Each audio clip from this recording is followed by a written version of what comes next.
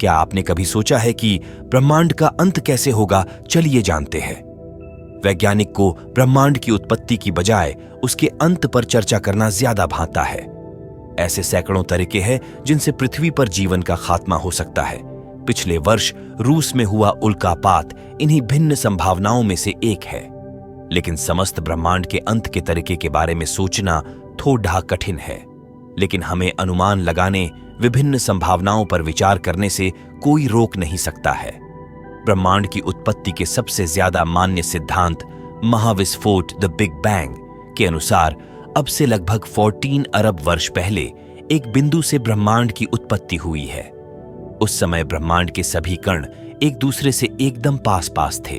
वे इतने ज्यादा पास पास थे कि वे सभी एक ही जगह थे, एक ही बिंदु पर। सारा ब्रह्मांड एक बिंदु की शक्ल में था। यह बिंदु अत्यधिक घनत्व इन्फिनिट डेंसिटी का अत्यंत छोटा बिंदु इन्फिनिटेसिमली स्मॉल था।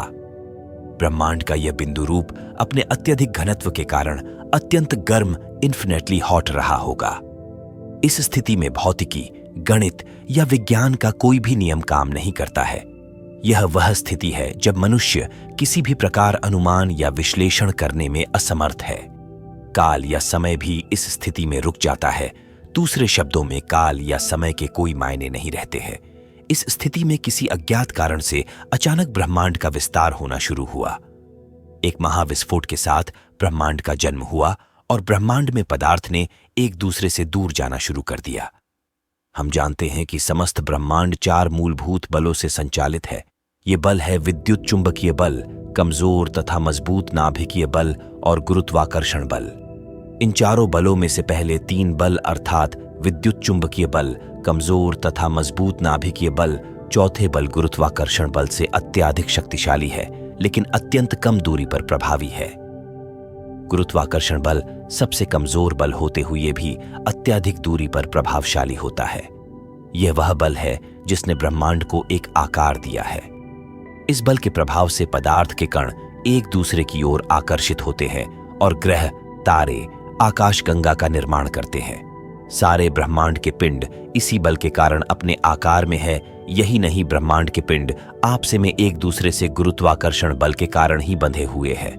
उदाहरण के लिए चंद्रमा पृथ्वी की परिक्रमा, पृथ्वी और अन्य ग्रह सूर्य की परिक्रमा, सूर्य द्वारा आकाशगंगा के केंद्र की परिक्रमा गुरुत्वाकर्षण बल से ही संभव है। यदि गुरुत्वाकर्षण बल ना हो तो सारा ब्रह्मांड बिखर जाएगा। 1990 तक यह माना जाता था कि ब्रह्मांड के विस्तार की गति धीरे धीरे गुरुत्वाकर्षण बल के कारण कम होते जा रही है। लेकिन 1990 में एक सुपरनोवा के विश्लेषण से ज्ञात हुआ कि कोई रहस्यमय बल गुरुत्वाकर्षण बल के विपरीत कार्य कर ब्रह्मांड के विस्तार को गति दे रहा है। यह एक आश्चर्यजनक, विस्मयकारी खोज थी। उपलब्ध आंकड़ों को सावधानीपूर्वक जांचने के बाद पता चला कि कोई रहस्यमय बल का अस्तित्व जरूर है जिससे ब्रह्मांड के विस्तार की गति को त्वरण मिल रहा है। इस रहस्यमय बल को आज हम श्याम ऊर्जा, डार्क एनर्जी कहते हैं। वास्तविकता में यह बल गुरुत्वाकर्षण बल के विपरीत नहीं है। गुरुत्वाकर्षण बल जहां पर भिन्न पिंडों को एक दूसरे से बांधे रखता है, लेकिन श्याम ऊर्जा पिंडों को एक दूसरे से दूर धकेलती नहीं है। श्याम ऊर्जा पिंडों के मध्य अंतराल का निर्माण करती है।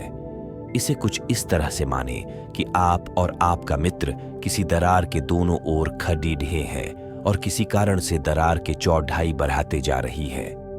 यही कार्य श्याम ऊर्जा कर रही है। वह पिंडों को एक दूसरे से दूर नहीं ले जा रही है, उसकी बजाय उनके मध्य अंतराल का विस्तार कर रही है।